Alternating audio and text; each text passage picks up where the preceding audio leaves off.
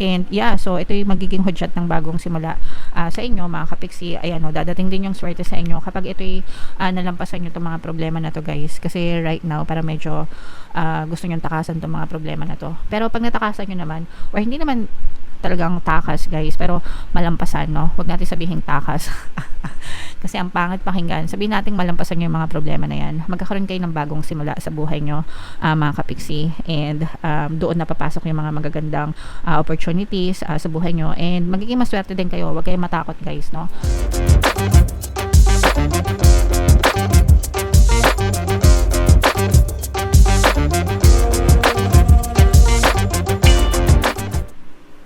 Hello guys, hello Leo, welcome back to Pinoy Pixie Tarot. Ang pamagat ng episode natin for tonight is full moon kapalaran guys, para ngayong June to July, para sa Leo, Sun, Moon, Rising Sign, and Venus. Yung ating full moon guys ngayong June ay sa June 11, tapos yung next na full moon naman natin ay sa July 10 guys. So, ang reading na to ay para sa period na yan mga kapiksi. And ang pamagat ng ating full moon ay strawberry moon guys. And by the way, sa mga naghahanap guys sa mga pampaswerte na lucky charms, lucky bracelet, may mga items kayo na makikita sa description box guys. Check nyo lang yon, tapos i-check out nyo kung gusto nyo mga kapiksi. So, ito yung ating moon message guys for you. Walk through your fears mga kapiksi, no? So, you have to understand na yung fear guys, hindi yan nag-exist. Nasa isip lang natin yan. And mag-exist lang yan sa totoong buhay natin kapag palagi nyong iniisip, mapupush out siya sa inyong physical reality. So kung ayaw nyo magkatotoo guys, yung mga kinatatakutan nyo, by all means, wag nyo siyang isip-isipin mga kapiksi, okay?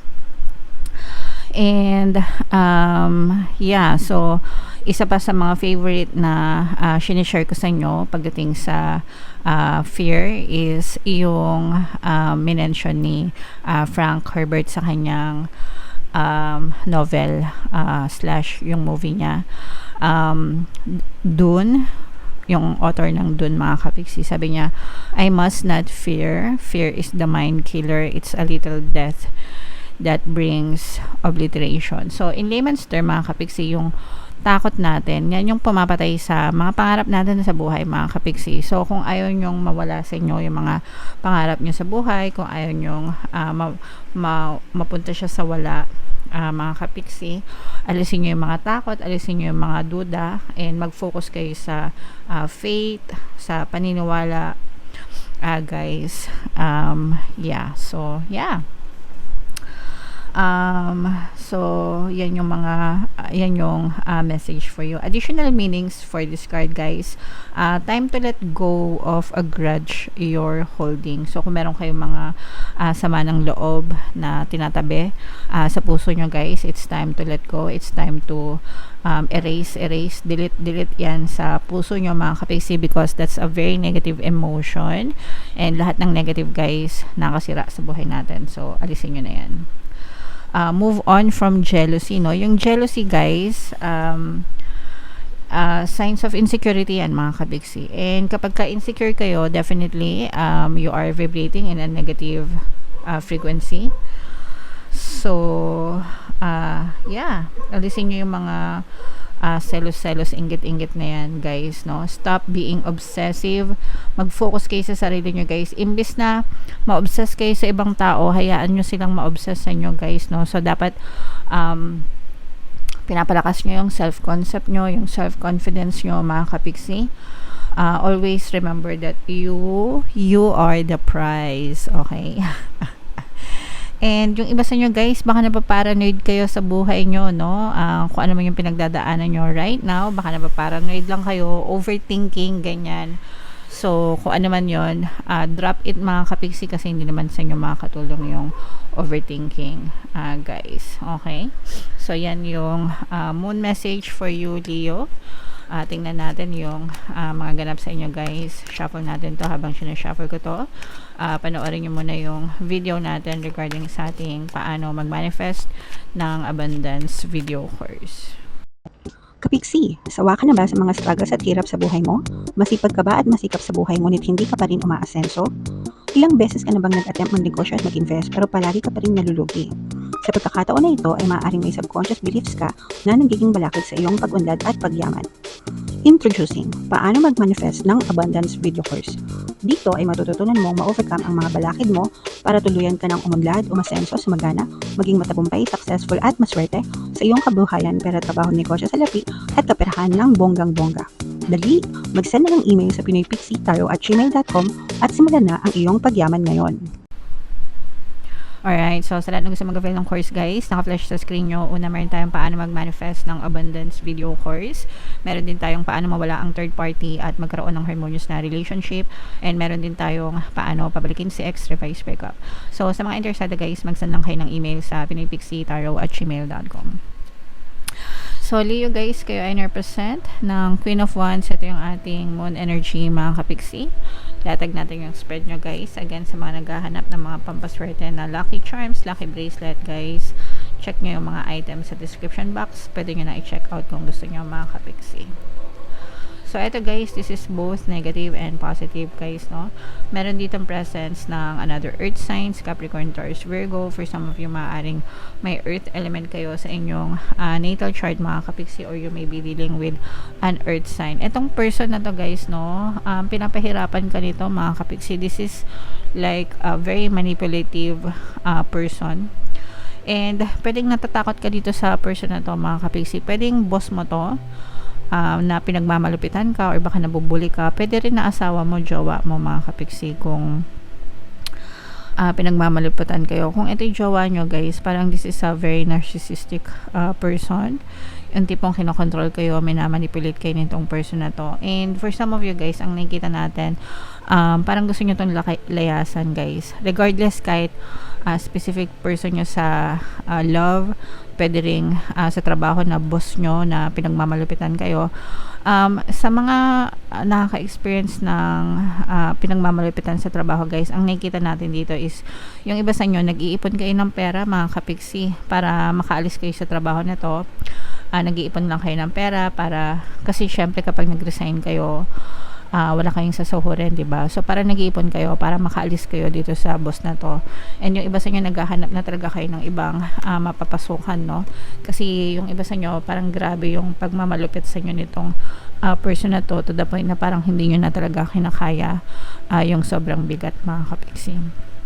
Ganon din sa relationship, kasi yung iba parang pinagmamalupitan kayo ng mga asawa nyo guys, no? Although hindi naman lahat, mga kapiksi, pero yung iba parang pinagmamalupitan, baka sinasaktan kayo, anything na parang abuse guys, no? Pwedeng verbal abuse, emotional abuse, yung iba pwedeng physical abuse din. Pero yung iba sa inyo, parang nag-iipon kayo ng pera para malayasan nyo itong person na to, kasi parang hirap na rin yung inyong kalooban. So, kung ano yung mga kabuti para sa inyo guys, sundin nyo, mga kapiksi. Pero nakikita din natin na malalampasan nyo itong mga pagsubok na to guys. And actually guys, merong bagong opportunity nga sa inyo, no? Na dadating sa pagkakaperahan, pwedeng trabaho, pwedeng negosyo, pwedeng investment guys. Itong mga bagong opportunity na to guys, ito yung maaaring maging sagot, no? Para malampasan nyo itong mga problema na to. So, konting tiis lang, mga kapiksi. And kailangan nyo lakasan yung loob nyo guys, no? Lakasan nyo lang yung loob nyo. And kung kailangan nyo humingi ng tulong sa mga tao na malapit sa inyo guys, kasi yung iba medyo seryoso itong pinagdadaanan guys. Kung kailangan nyo ng tulong, humingi kayo ng tulong sa ibang tao para matulungan kayo sa pinagdadaanan nyo. Okay? So, yung iba sa inyo guys, parang if meron kayong time din na magpa-check, mga kapiksi, ng kalusugan nyo, kasi yung iba parang medyo pangit yung naging epekto nito sa inyo. Pwedeng nagkaroon ito ng emotional, physical, mental impact sa inyo guys. So, kung meron kayong mga nararamdaman sa katawan nyo guys, much better na magpa-check kayo para hindi na lumala. And yeah, so ito yung magiging hudyat ng bagong simula sa inyo, mga kapiksi. Ayan, dadating din yung swerte sa inyo kapag ito'y nalampasan nyo itong mga problema na to guys. Kasi right now, para medyo gusto nyo takasan itong mga problema na to. Pero pag natakasan nyo naman, or hindi naman talagang takas guys, pero malampasan, no? Huwag natin sabihin takas. Kasi ang pangit pakinggan, sabihin natin malampasan nyo yung mga problema na yan, magkakaroon kayo ng bagong simula sa buhay nyo, mga kapiksi, and doon na papasok yung mga magagandang opportunities sa buhay nyo, and magiging maswerte din kayo. Huwag kayong matakot guys, no? So, ipaglaban nyo yung mga karapatan nyo, kung ano yung tingin nyo na makakabuti sa inyo. Kasi sa susunod na chapter ng buhay nyo, mga kapiksi, kapag nalampasan nyo itong mga pabigat na to, itong mga problema na to guys, dadating sa inyo yung swerte, no? So, ito yung mga bagong adventure guys, new adventure, ito yung mga bagong opportunities, no? Actually, hindi lang isa, parang marami kayong options, marami kayong opportunity, marami kayong options na pwedeng pagpilian guys kung ano yung gusto nyong gawin sa buhay nyo. It's either magnegosyo kayo, magtrabaho kayo, or whatever form ng source of income nyo, guys, yung piliin nyo na pamalit dyan. Suswertehin kayo mga kapiksi. Okay, so lakasan nyo lang yung loob nyo guys. Sabi ko nga, be confident, lakasan yung loob, magtiwala kayo sa sarili nyo, trust the universe and trust the divine. And sabi ko nga guys, kung merong tao na makatulong sa inyo, humingi kayo ng tulong para mas maging madali yung pagdadala nyo sa inyong buhay mga kapiksi. Okay, so it's never too late mga kapiksi. Always decide kung ano yung makakabuti sa inyo. Guys, hindi nyo deserve na maghirap, no? Hindi nyo deserve itong mga paghihirap na to guys, especially kung talagang inaabuso kayo. Comment down below sa mga naka-resonate, no? Kasi yung iba talagang feeling ko inaabuso. So, kung inaabuso kayo guys, meron kayong chance na umalis sa ganyang klaseng sitwasyon. Huwag niyong pahirapan yung sarili nyo. Hindi nyo deserve na maghirap, okay? And abangan nyo itong mga swerte na to, mga kapiksi, okay? So, i-mind nyo na to guys sa comment section. Mind swerte, mind new beginnings, mind new opportunities, no? Yan yung mga magiging solusyon sa problema nyo mga kapiksi. And comment down below guys if feeling nyo naka-resonate kayo. Again, hindi naman ito maka-resonate sa lahat, pero kung naka-resonate kayo guys, comment down below. Ito yung playlist nyo mga kapiksi, and ito naman yung ating success stories ng paano mag-manifest ng abundance video course. Thank you for liking, sharing, and subscribing guys. See you next time. I love you all. Have a nice day. Bye-bye.